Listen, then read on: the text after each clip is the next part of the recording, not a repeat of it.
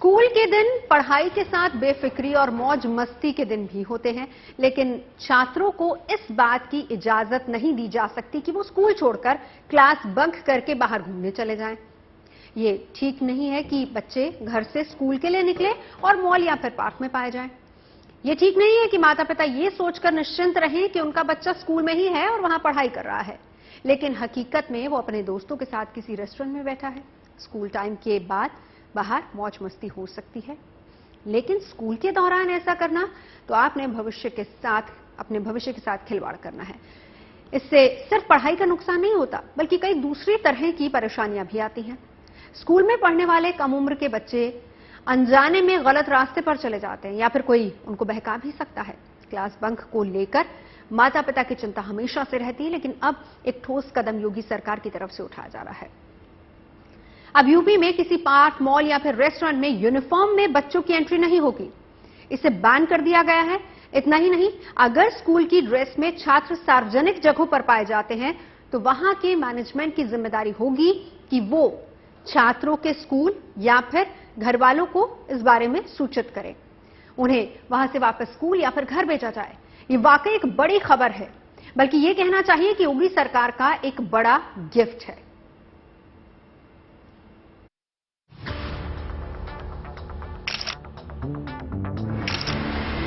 School की dress में अगर कोई छात्र पार्क में नजर आता है तो समझते देर नहीं लगती कि उसने स्कूल बंक किया है।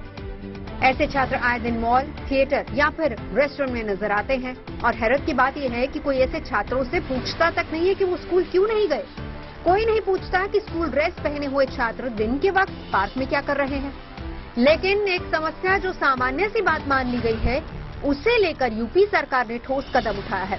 राज्य के बाल अधिकार संरक्षण आयोग ने सख्त आदेश दिया है कि छात्रों को स्कूल ड्रेस में मॉल, पार्क, रेस्टोरेंट या फिर किसी सामाजिक जगह पर एंट्री नहीं दी जाएगी। यानी स्कूल यूनिफॉर्म में बच्चे घूमने के लिए नहीं निकल सकते। ये आदेश बाल अधिकार संरक्षण आयोग की ओर से जारी हुआ है और इसमें ये कहा गया है कि विद्यालय यूनिफॉर्म में और विद्यालय समय में बच्चे पार्क में, मॉल में और सार्वजनिक स्थानों पर जैसे रेस्टोरेंट है, किसी होटल में बैठकर चाय पीना, और ये पूरी तरीके से प्रतिबंधित है। इसका उद्देश्य जो आपने मुझसे पूछा, उसके पीछे उद्देश्य सिर्फ इतना है कि ये 18 साल तक के बच्चे ये इतने मैच्योर नहीं होते कि ये अपने बारे में अच्छा बुरा समझ सकें। इसलिए इन बच्चों को एक समय में अभी उनकी पढ़ाई की उम्र है और वो पढ़ाई करें। समाज में बहुत तरीके की चीज़ें व्याप्त हैं और वो किसी बहकावे में ना आए और अपने पेरेंट्स पर जिस विश्वास से उनके अभिभावकों ने उनको विद्यालय भेजा है, उस विश्वास को वो कायम रखें। नोएडा हो या गाजियाबाद, लखनऊ हो या फिर कानपुर, यूपी के छोटे बड़े शहर में ऐसी तस्वीरें बेहद आम हैं, जहां स्कूल टाइम में छात्र बड़े मजे के साथ मॉल या फिर पार्क में घूमने चले जाते हैं। घर वालों को जानकारी तक नहीं होती, स्कूल वालों को भी नहीं पता होता। कई बार देर से स्कूल गए तो वहां एंट्री नहीं मिली और इसके बाद बच्चे निकल गए घूमने फिरने के लिए। लेकिन इसके अपने खतरे हैं। नासमझी की वजह से ऐसे स्कूली छात्र गलत रास्ते पर जा सकते हैं या फिर उनको बहकाया जा सकता है। स्कूल बंक करके बाहर घूमने वाले बच्चे किसी मुसीबत में ना पड़ जाएं, इसीलिए यूपी के बाल अधिकार संरक्षण आयोग ने एक बड़ा कदम उठाया है। सभी जिला अधिकारियों को पत्र लिखकर सूचित किया गया है कि वो इस आदेश का पालन करवाएं। अगर किसी मॉल, रेस्टोरेंट या पार्क में यूनिफॉर्म में कोई छात्र मिलता है तो वहां के प्रबंधन की जिम्मेदारी होगी कि छात्र के बारे में स्कूल या अभिभावक को जानकारी दे। इस तरह छात्र या तो स्कूल या फिर वापस अपने घर भेजा जाएगा। उत्तर प्रदेश के समस्त जिलाधिकारियों को ये संदेश गया है और उसमें यह है कि उन्हीं के माध्यम से ये सभी स्कूलों में, रेस्टोरेंट में, मॉल के प्रबंधकों को, जो उनके मैनेजर होंगे उनको, और पार्क जिनके द्वारा संचालित हो रहा है, ऐसे लोगों तक पहुंचेगा। और अगर वहां पर यूनिफॉर्म में कोई बच्चा देखा जाता है तो उसको वापस स्कूल या स्कूल की जानकारी लेकर कि वो किस स्कूल से है और उनके स्कूल तक मैसेज करना या उनके अभिभावकों को बताना, ये जिम्मेदारी उस स्थान की होगी जहां पर बच्चा पाया जाएगा। हम उनकी हफ्ते भर में एक रिपोर्ट जरूर उनसे मांगेंगे। मैंने 7 दिन का समय दिया है और उसके बाद मैं इनसे रिपोर्ट मांगूंगी और ये फॉलोअप आयोग लेता रहेगा। बाल संरक्षण आयोग की चिंता ये भी है कि स्कूल बंक करके बाहर मौज मस्ती करने वाले छात्रों के साथ कुछ बुरा न हो, यानी वो किसी मुश्किल में न घिर जाए। स्कूल छोड़कर बच्चे कहाँ हैं, इस बात की जानकारी माता पिता को नहीं होती। ऐसे में वो मदद नहीं कर पाते। बच्चे अपने पेरेंट्स को ये बताकर निकलते हैं कि वो विद्यालय जा रहे हैं, और विद्यालय ना जाकर, चूंकि ऐसे कई केसेस हमारे सामने आए कि बच्चा स्कूल गया और स्कूल से गायब हो गया, लड़की स्कूल गई और स्कूल से कोई ले गया। तो कम से कम पेरेंट्स को ये निगाह होनी चाहिए, और साथ में हम सामाजिक नागरिक हैं, हम सभी का दायित्व तो उन बच्चों के प्रति बनता है जहां पर बच्चा है, पहुंच रहा है, कि वो बच्चा सही दिशा में जा रहा है कि नहीं। और ये आदेश ऐसे ही बच्चों के लिए है जो अपने यहाँ के अपने पेरेंट्स को कहीं धोखा तो नहीं दे रहे। साथ में चूंकि धोखे की बात नहीं है, ये बच्चे 18 साल तक के हैं और इनकी मैच्योरिटी उतनी नहीं होती कि ये अपना अच्छा बुरा समझ सकें। इसलिए ये आदेश सिर्फ उन्हीं बच्चों के लिए है जो स्कूल बंक करके और अपने बाहर की ओर घूमेंगे, तो इस पर प्रतिबंध है। बाकी उनका स्कूल टाइमिंग के बाद उनके लिए और सारी व्यवस्थाएं हैं। स्कूली बच्चों को लेकर बाल संरक्षण आयोग का फैसला यूपी में एक बड़ा बदलाव ला सकता है, बशर्ते जिला प्रशासन भी इसे लेकर गंभीरता दिखाए।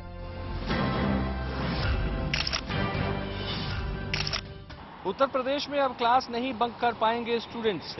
सरकार के आदेश के मुताबिक मॉल और तमाम पब्लिक प्लेसेस में स्कूल यूनिफॉर्म में स्कूल के वक्त कोई भी छात्र अंदर दाखिल नहीं हो सकता है। अब इस नए आदेश के बाद यूनिफॉर्म में अगर कोई छात्र स्कूल के टाइमिंग के अंदर मॉल में या फिर किसी भी पब्लिक प्लेस में घुसने की कोशिश करता है तो उसको रोक दिया जाएगा, उसके पेरेंट्स को इसकी इत्तला कर दी जाएगी।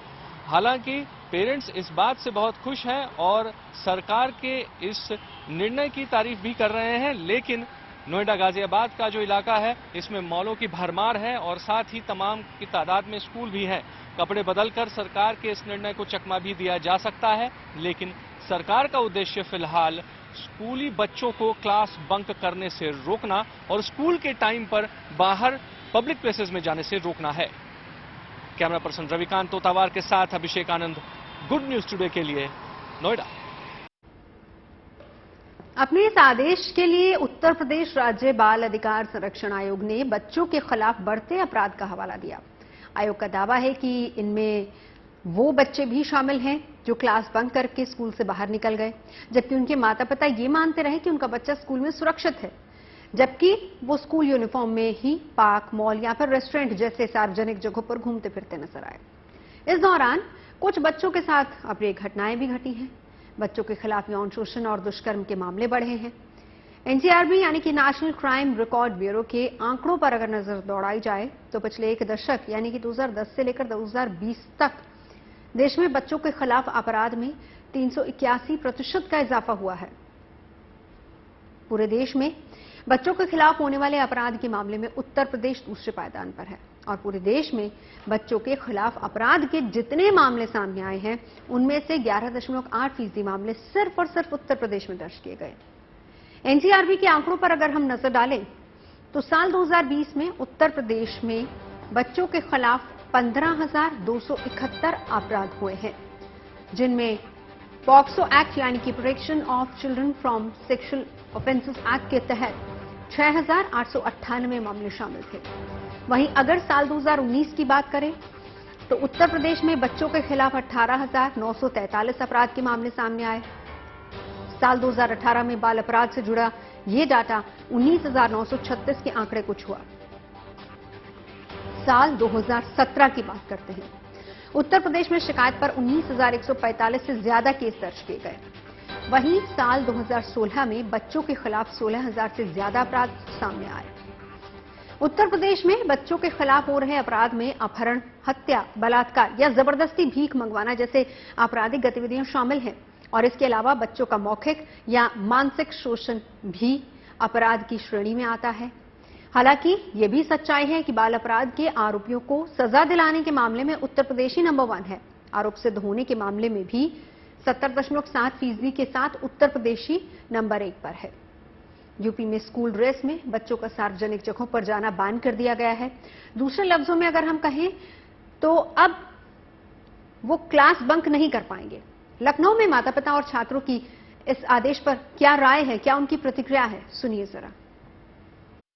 मेरा नाम है डॉक्टर अंकिता पांडे। एक नया डिसीजन आया है जिसमें बच्चों को अब स्कूल यूनिफॉर्म्स में, मॉल्स में नहीं जा पाएंगे, पार्क्स में नहीं जा पाएंगे, कैसे देखती हैं? मुझे लगता है ये बहुत अच्छा डिसीजन है, क्योंकि मैं एक प्रोफेसर हूँ और ये सिर्फ स्कूल स्टूडेंट्स के लिए नहीं होना चाहिए। मुझे लगता है कि डिग्री और पीजी के स्टूडेंट्स के लिए भी होना चाहिए। इसके दो एस्पेक्ट्स हैं, जैसे हर बात के होते हैं। तो पहला एस्पेक्ट ये है कि अगर जो बच्चा है वो पेरेंट्स के साथ है तो उन्हें अलाउ करना चाहिए, और अगर वो सिर्फ अकेला है या फ्रेंड्स के साथ है तो मुझे लगता है नहीं अलाउ करना चाहिए। तो ये सिक्योरिटी पॉइंट ऑफ व्यू के लिए बहुत अच्छा है। गलत बात है भाई, हम अब तैयार होके जा रहे हैं तो फिर अंदर तो जा ही सकते हैं, मतलब स्कूल यूनिफॉर्म में नहीं जा सकते। स्कूल यूनिफॉर्म क्यों नहीं जा सकते? ये गलत बात है ना। हम लोग अब यहाँ से तैयार हुए तो यहाँ से जा तो सकते ही हम लोग। सही हुआ, मतलब बहुत बच्चे बंक भी करते थे, तो ये सही है, मतलब जहाँ तक मुझे लगता है। जी, आपके दोस्त जाते हैं? मेरे दोस्त नहीं जाते, लेकिन जहाँ तक मुझे लगता है जाते होंगे लोग। जी अब जी सही है। देख सकते हैं आप कि यहाँ पर जो बच्चे हैं स्कूल में, ये कुछ खुश हैं, कुछ नाखुश हैं, कुछ के चेहरों में मुस्कान है। वो कहते हैं क्यों नहीं जा सकते हैं, तो इस तरह के कई यहाँ पर अल्फाज निकल के आते हैं सामने। तो देखना है कि डिसीजन आ तो गया है, लागू किस तरह से किया जाता है। कैमरामैन नीरज के साथ समझ Srivastava, Lucknow, good news today. तो लखनऊ, कानपुर, गाजियाबाद, नोएडा और उत्तर प्रदेश के ज्यादातर बड़े शहरों में स्कूली बच्चे क्लास बंक करके पार्क चले जाते हैं। स्कूल का पूरा वक्त वो वहीं गुजारते हैं, लेकिन ये पार्क कम उम्र के बच्चों के लिए पूरी तरह महफूज नहीं होते। जानकारों का मानना है कि वहां बच्चे असामाजिक तत्वों के संपर्क में आ जाते हैं, नशे या फिर दूसरी बुराइयों का भी खतरा रहता है, और इसीलिए यूपी में यूनिफॉर्म में पार्क जाने की पाबंदी लगा दी गई है। लखनऊ के राम मनोहर लोहिया पार्क से हमारे संवाददाता समर्थ श्रीवास्तव की रिपोर्ट देखिए। हमारी मौजूदगी इस वक्त लखनऊ के लोहिया पार्क में है, और अभी अभी कुछ दिन पहले यूपी सरकार का एक निर्णय आया है जिसमें स्कूली ड्रेस में बच्चों को इस तरह के पार्क्स हों, मॉल्स हों या और जगहें हों, रेस्टोरेंट्स हों, वहां पर अब परमिशन घूमने की स्कूल ड्रेस में बिल्कुल भी नहीं है।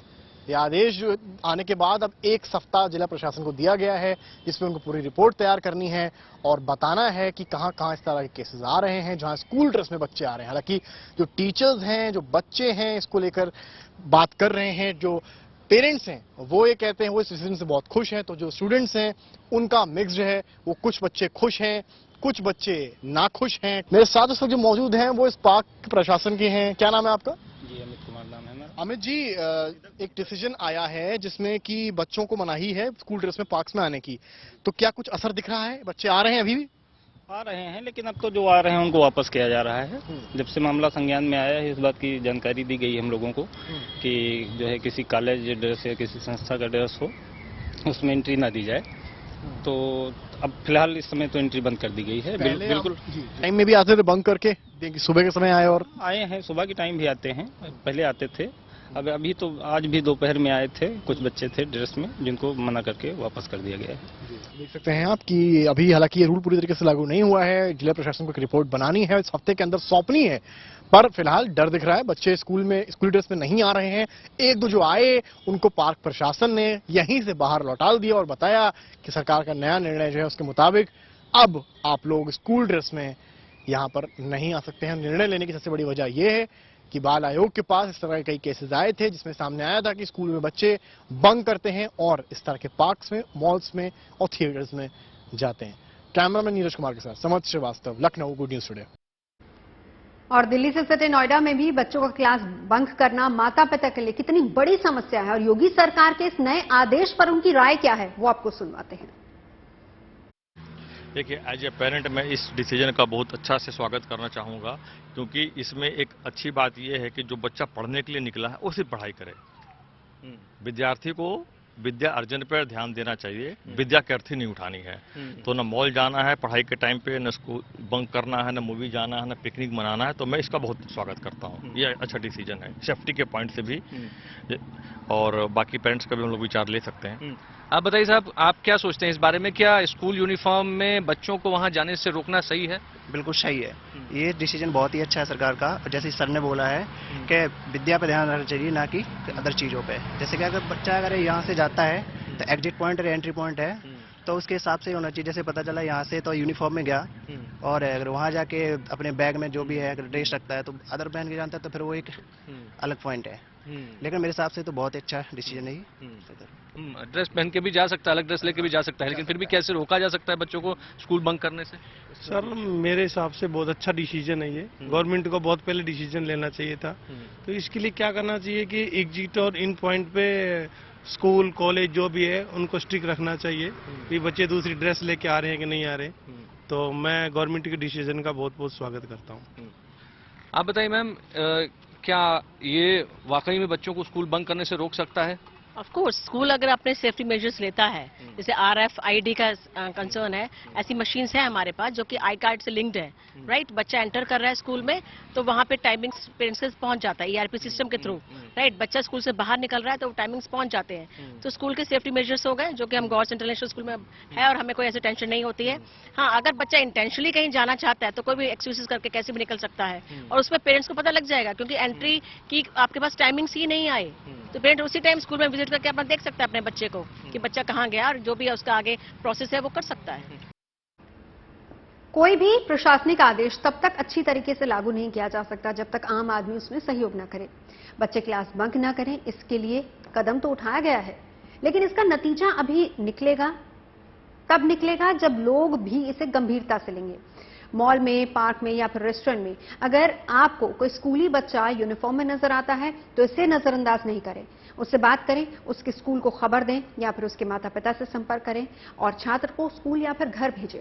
और ध्यान रहे कि उस छात्र की जगह कल आपका बच्चा भी हो सकता है, इसलिए जरूरी है कि आप अपने सामाजिक जिम्मेदारी जरूर निभाएं। ये अपने आप में बहुत ही सकारात्मक पहल है बाल आयोग की, जिसके माध्यम से ये बच्चे इन जगहों पर नहीं जाएंगे और गलत संगति में आकर भटकने से, गलत राह पर चलने से इनको बचाया जा सकेगा। पुलिस को भी ये अधिकार प्राप्त हो गया है कि वो इस तरह के कृत्य कर रहे बच्चों को रोक टोक सकते हैं, क्योंकि समाज जिस दिशा में चल रहा है उसमें ये बहुत आवश्यक है कि इन बच्चों को भटकने से रोका जा सके। मैं बाल अधिकार संरक्षण आयोग को बहुत बधाई देता हूं कि उन्होंने ये कदम उठाया और समाज में जो भी लोग हैं उन सबकी ये जिम्मेदारी है कि वो यदि कहीं इस तरह के बच्चों को यूनिफॉर्म में स्कूल के समय में देखें तो उनको रोकें, टोकें या पुलिस को इत्तला करें, जिससे कि इन बच्चों को एक सार्थक माहौल देने का प्रयास हो सके। आगे बढ़ते हैं। शिवसेना सांसद संजय राउत ईडी की कस्टडी में है।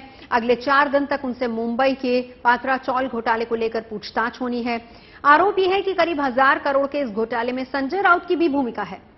संजय राउत की गिरफ्तारी और उनसे पूछताछ से सियासी माहौल गर्म है, लेकिन सियासत से परे इसका एक दूसरा पहलू है जिसे समझना बहुत जरूरी है, और वो है पात्रा चौल घोटाला।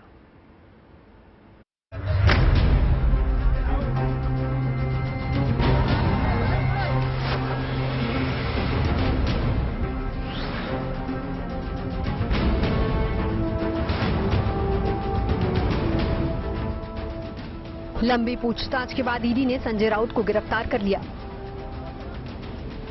और पीएमएलए कोर्ट ने संजय राउत को 4 दिन की कस्टडी में भेज दिया। शिवसेना के प्रभावशाली नेता की गिरफ्तारी से महाराष्ट्र में सियासी पारा चढ़ना तय था और ऐसा ही हुआ। सियासी बयानों में अक्सर तल्खी दिखाने वाले संजय राउत ने गिरफ्तारी के बाद भी वही तेवर दिखाए। संजय राउत झुकेगा नहीं, न पार्टी छोड़ेगा, न शिवसेना छोड़ेगा। तो उद्धव ठाकरे ने भी इस पूरे मामले को सियासी रंग देने में कोई कोर कसर बाकी नहीं छोड़ी। लेकिन इस पूरे घटनाक्रम के साथ पात्रा चौल घोटाला एक बार फिर से चर्चा में आ गया, जिसमें 1034 करोड़ के घोटाले का आरोप है। अब इसी घोटाले में संजय राउत की भूमिका सवालों के घेरे में है। 4 अगस्त तक संजय राउत से ईडी के अफसर पात्रा चौल घोटाले से जुड़े सवाल पूछेंगे, लेकिन जिस पात्रा चौल घोटाले में संजय राउत की गिरफ्तारी हुई है वो सैकड़ों लोगों के लिए एक नहीं भुलाने वाली तकलीफ है, जिसका अभी तक कोई इलाज नहीं है। साल 2007 में Maharashtra housing and development authority यानी महाडा ने पात्रा चौल के डेवलपमेंट का फैसला किया। जिस कंस्ट्रक्शन कंपनी को ठेका मिला उसे 3000 फ्लैट महाडा को देने थे। और 672 फ्लैट चौल में रहने वालों को मिलने थे। करीब 15 साल गुजर जाने के बाद भी ये लोग अपने फ्लैट्स के लिए तरस रहे हैं। आरोप है कि कंस्ट्रक्शन कंपनी ने चौल के लोगों के साथ धोखाधड़ी की और प्राइवेट बिल्डर को जमीन बेच दी। इस तरह चौल में रहने वालों को वहां से हटा दिया गया। बहुत साल से हम लोग यही सुनते आ रहे हैं कि आपका रूम मिलेगा, आपको चाबी हाथ में मिलेगी। यही सुन सुन के हम लोग को ऐसा हो रहा है कि कभी हम लोग को चाबी मिलता है और कभी हम लोग जाते हैं, ऐसा हम लोग को लग रहा है। हम लोग ब्रह्म कुमारी में जाते हैं, लेकिन भगवान के ऊपर ही छोड़ती है, जो होएगा वो उनके ऊपर है, क्योंकि ये लोग कुछ करने वाले नहीं है। कितना साल से सब लोग भटक रहे हैं। अभी सब बहुत तकलीफ हो रहा है। अभी आओ लाओ पैसा किधर से, भाड़ा किधर से दो, घर कैसे चलो, ये टेंशन में अभी बहुत कंटल गए। हमको अभी ऐसा लगने लग रहा है मुंबई छोड़ के हमको गाँव भी जाना पड़ेगा। ऊपर से मकान मालिक का दबाव कि घर छोड़ो, खाली करो, तुम्हारे पास पैसा नहीं है, तुमको भी बिल्डर देने वाला है, ये करने वाला है, वो करने वाला है, वो कुछ हो रहा नहीं है। अभी आपका एक बात बोलो, घर खाली करके आप निकल जाओ, ऐसे हमको रूम वाले बोलते रहते हैं। इन लोगों को घर का सपना दिखाया गया, लेकिन असल में इनके साथ छल हुआ। इनकी जिंदगी भर की जमा पूंजी खत्म हो गई और कई लोग यहाँ से हमेशा के लिए उजड़ गए। जो टिके हैं उनकी भी माली हालत बहुत खराब है। कंस्ट्रक्शन कंपनी की तरफ से चौल में रहने वालों को किराया देने की बात थी, लेकिन पिछले कई वर्षों से किराया नहीं मिला। हैरत की बात यह है कि किसी ने इसकी जवाबदेही भी नहीं ली। ना घर मिला है, ना भाड़ा मिला है, ना ट्राई पार्टी एग्रीमेंट में बताई हुई कोई भी चीज पूरी की गई है, कोई भी नहीं। आज लोग सड़क पे आ गए। आज लोगों को, कुछ लोगों में आपको सच बताऊंगा, आसपास के जो मॉर्गेज लोन देने वाली फाइनेंशियल कंपनी, अगर उसमें जाओगे तो सबसे ज्यादा मॉर्गेज, गोल्ड मॉर्गेज लोन पत्राचाल के लोगों ने लिया है। सुसाइड करने के मोड़ तक लोग आ गए। मिडिल क्लास लोग थे, लोअर मिडिल क्लास लोग थे, खाने के लाले पड़े हुए लोगों के, खाने के वांदे हैं, क्योंकि भाड़ा नहीं आ रहा है। कहां से कर्जा निकाल के भाड़ा ले? कर्जा देखिए, भाड़ा निकालने की भी एक लेवल होती है, हद होती है, उसके आगे नहीं जा सकते। लोग गांव शिफ्ट हो गए, सांगली, सातारा, कोल्हापुर, यहाँ पे आप जाओ, वसई, विरार, पालघर, बोईसर, वहां तक लोग शिफ्ट हो गए। अभी बहुत बुरी खास्ता हालत है लोगों की। संजय राउत की गिरफ्तारी से पात्रा चौल घोटाला सुर्खियों में आ गया, लेकिन सवाल यह है कि क्या सैकड़ों लोगों की तकलीफ दूर होगी?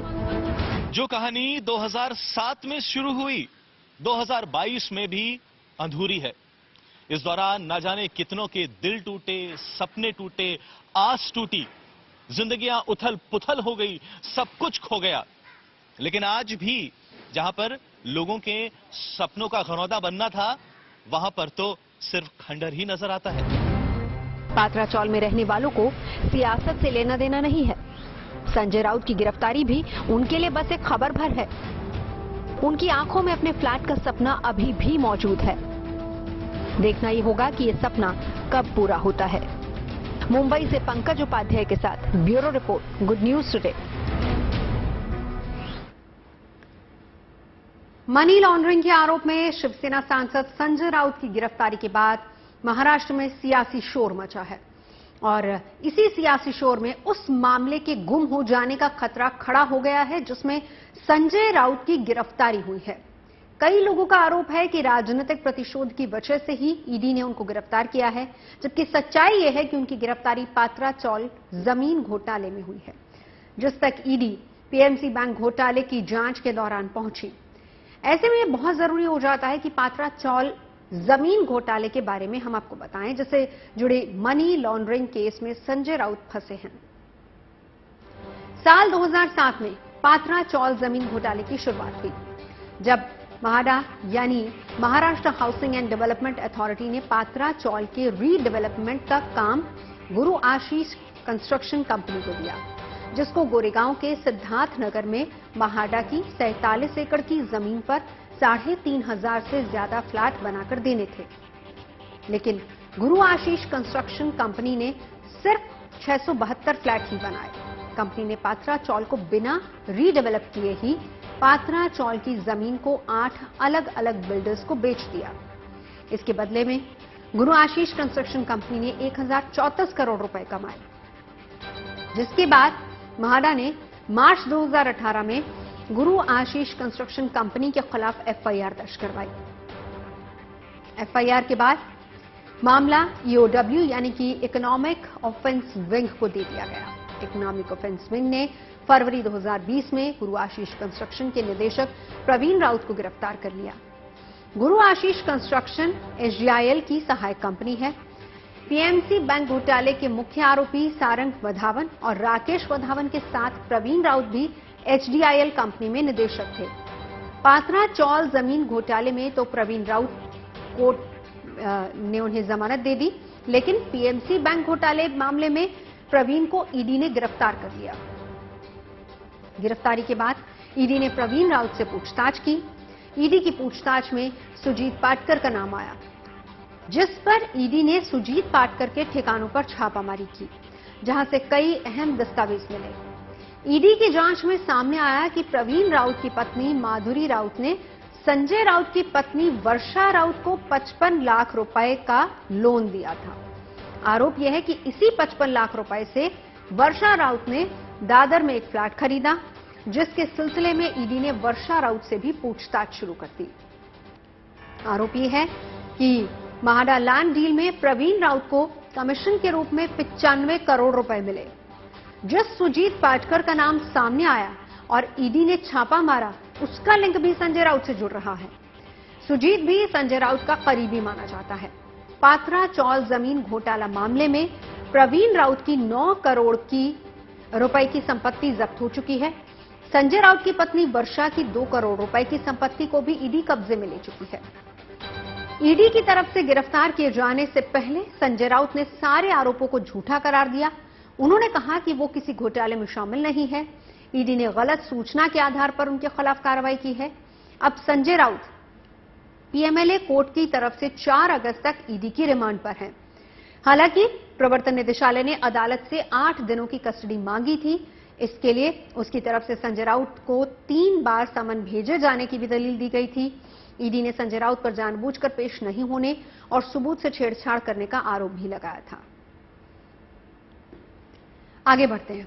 बर्मिंघम में चल रहे कॉमनवेल्थ गेम्स में भारत 6 मेडल के साथ छठे पायदान पर है और इस लिस्ट में भारत के वो रत्न शामिल हैं जिनके लिए यह सफर बहुत कठिन परिस्थितियों से गुजरा। किसी के पिता ने चाय बेचकर बेटे को इस मुकाम तक पहुंचाया, तो किसी ने ट्रक चलाकर बेटे के सपनों को साकार करने में दिन रात एक कर दिया। कॉमनवेल्थ गेम्स में भारत का नाम रोशन करने वाले इन रियल सितारों के हौसलों को हमारा सलाम।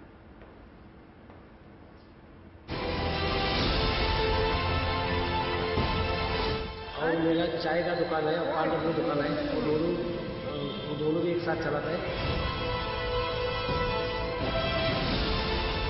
कॉमनवेल्थ गेम्स में देश की झोली में पहला मेडल डालने वाले संकेत सागर का सफर इतना आसान नहीं था।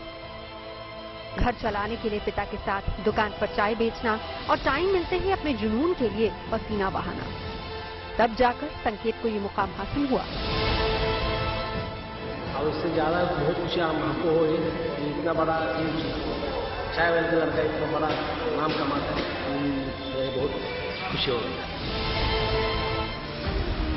संकेत एक मिडिल क्लास फैमिली से हैं, जिन्होंने अपना लक्ष्य हासिल करने के लिए रोजाना 7 से ज्यादा घंटे अभ्यास किया और फिर बाकी बचे समय में अपने पिता की दुकान में उनकी मदद की। पिता की मेहनत की बदौलत ही आज संकेत बुलंदियों पर है।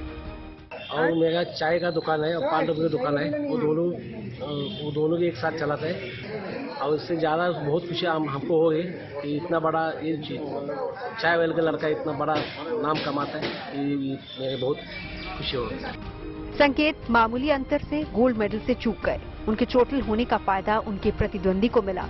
शायद यही वजह है कि संकेत इस बार अपने कॉमनवेल्थ में प्रदर्शन से नाखुश नजर आए। चोट लगी लेकिन मेडल जरूर हासिल हुआ। आप कैसे देखते हैं इसको, क्योंकि बहुत अच्छा जा रहा था, आपका स्नैच बहुत अच्छा था, लास्ट में क्लीन एंड जर्क में 2 अटेम्प्ट रह गए। लास्ट में तो थोड़ा जर्क में प्रॉब्लम हो गया, इधर लोड आ गया, तो अभी थोड़ा नाराज तो हूँ और मेडल आ गया, थोड़ा खुशी है, बट बहुत सारा नाराज हूँ मैं।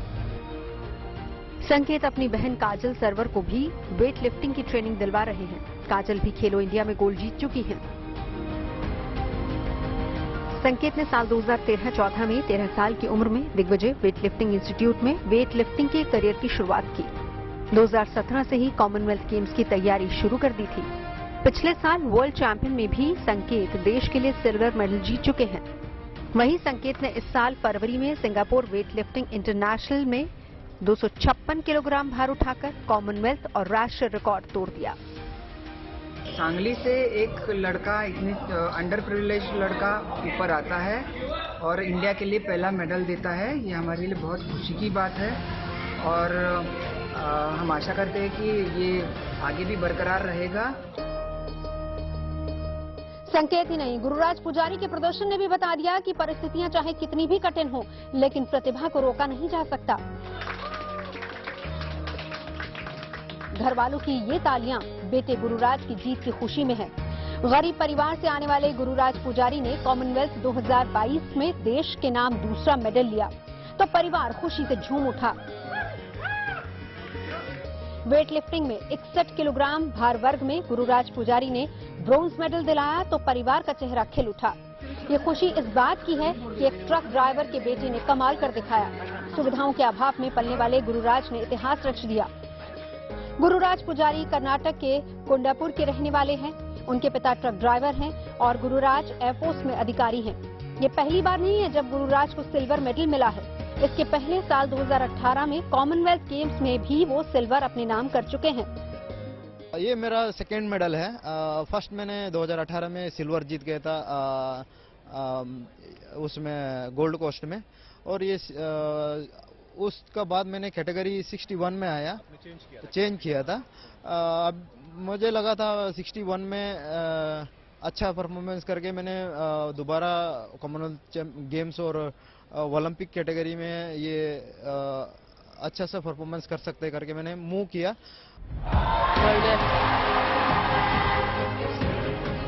वहीं बिंदिया रानी देवी ने कॉमनवेल्थ गेम्स 2022 में सिल्वर मेडल हासिल किया। बिंदिया के हौसले की कहानी बेहद हैरान करने वाली है। कॉमनवेल्थ गेम्स में भारत का नाम रोशन करने वाली बिंदिया के जीवन में एक समय ऐसा भी था जब उनके पास जूते खरीदने के लिए पैसे तक नहीं थे।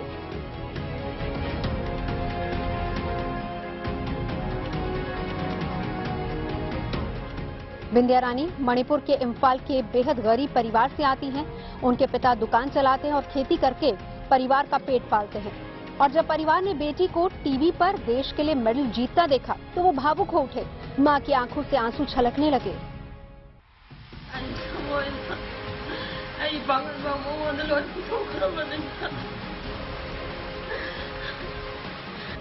बिंदिया के घर में टीवी का कनेक्शन तक नहीं है। एक तरफ जहां बेटी देश का नाम रोशन कर रही थी तो वहीं दूसरी तरफ परिवार वाले टीवी कनेक्शन के लिए दर दर भटक रहे थे। हालांकि बाद में उनके बड़े भाई ने कनेक्शन लगवा दिया और परिवार और रिश्तेदारों ने साथ मिलकर मैच देखा। बिंदिया ने बुलंद हौसलों के साथ गरीबी को हरा दिया और बिंदिया ने देश के लिए मेडल भी जीत लिया। पहले 2008 से मैं ताइक्वांडो 8 to 12 ताइक्वांडो खेला। उसके बाद मैंने सालों ने बोला, मैंने ताइक्वांडो भी ब्लैक बेल्ट हो गया और इंटरनेशनल भी खेला, ब्रॉन्ज मेडल सिल्वर मेडल लिया। मैंने सालों ने बोला आपका हाइट तो ताइक्वांडो में थोड़ा प्रॉब्लम है, अब दूसरा गेम में चलेगी तो बहुत अच्छा आएगा बोला। फिर मैंने हमारा मणिपुर का पढ़ाई में मेंग कुंजू का एक्शन फोटो है, इसका लाइफ हिस्ट्री, ऐसे मैंने पढ़ाई किया। फिर मैंने सोचा मुझे भी मेंग कुंजू में थोड़ा हाइट भी थोड़ा सता इसलिए मैंने सोचा मुझे भी वेट लिफ्टिंग चेंज करने। फिर मुझे भी मतलब मैं बच्चा के टाइम थोड़ा ताकत घर से, और इसके मैं खुद से चली गई। फिर मैंने मेरा रंजन सर 2012 में मैंने सर मुझे भी लिफ्टिंग चाहिए ऐसे बोला। सालों ने कोई बात नहीं आ जाओ बोला। मैंने खुद ने डायरेक्ट सर को बात किया, इसे करके मैंने लिफ्टिंग शुरू किया। कुछ ऐसे ही हौसले की उड़ान मीराबाई चानू ने भी भरी। कॉमनवेल्थ गेम्स 2022 में मीराबाई ने देश को पहला गोल्ड मेडल जितवाया, वो भी नए रिकॉर्ड के साथ। कुल 201 किलोग्राम वेट उठाते हुए पहला स्थान हासिल किया। मीराबाई चानू ने 49 किलोग्राम कैटेगरी में देश के लिए ये उपलब्धि हासिल की है। अपनी कामयाबी के लिए मीराबाई अपनी मां को गुड लक मानती हैं। इस इयररिंग का क्या राज है?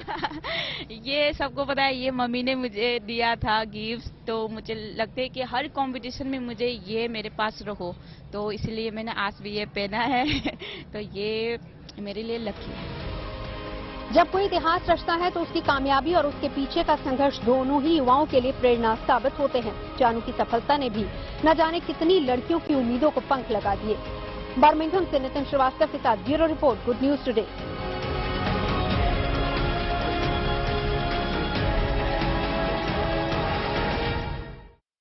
और आइए बर्मिंघम कॉमनवेल्थ गेम्स की मेडल टैली पर भी जरा एक नजर डाल लेते हैं। भारत पदक तालिका में छठे स्थान पर है।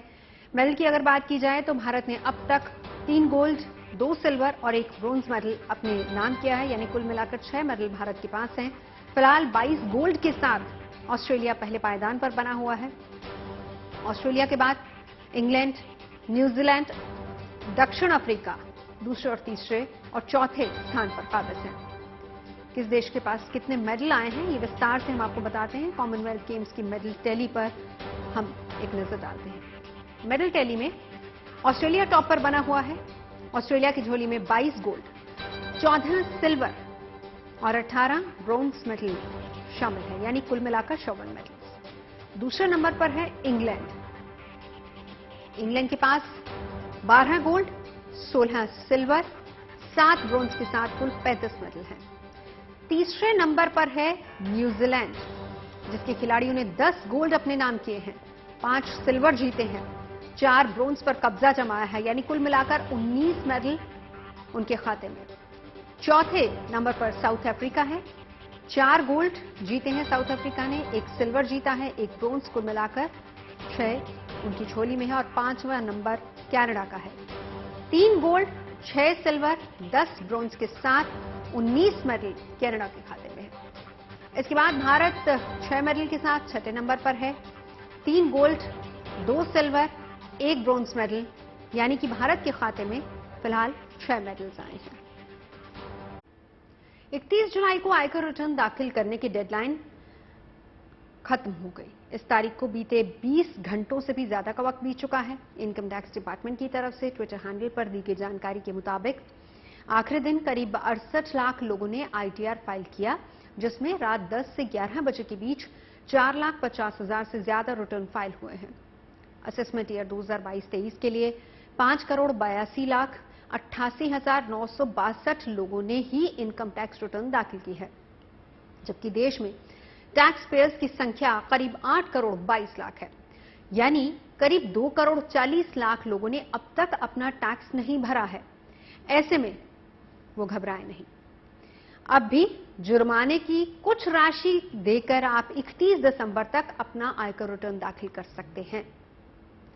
आयकर विभाग के नियमों के मुताबिक 5 लाख रुपए या फिर उससे कम आय होने पर जुर्माने की राशि 1,000 रुपए है, जबकि अगर आपकी आय 5 लाख से ज्यादा है तो जुर्माने की राशि 5,000 रुपए होगी। अगर रिटर्न 31 दिसंबर से भी पहले दाखिल नहीं किया जाता तो ये जुर्माना दोगुना हो जाएगा, यानी अभी 5 लाख से ज्यादा आय पर 5,000 रुपए का जुर्माना है, जो कि 31 दिसंबर के बाद बढ़कर 10,000 रुपए हो जाएगा। 31 जुलाई से पहले ये कयास लगाए जा रहे थे कि सरकार इनकम टैक्स की आखिरी डेट को बढ़ा देगी, यानी उस डेडलाइन को आगे कर देगी, पर हमेशा की तरह सरकार ने इस बार ऐसा नहीं किया, जिसकी वजह से बड़े पैमाने पर लोग और आर्थिक संस्थाएं टैक्स रिटर्न दाखिल नहीं कर पाई हैं। ऐसे में जिन लोगों ने अब तक रिटर्न फाइल नहीं किया है, वो अब भी जुर्माने के साथ रिटर्न फाइल कर सकते हैं।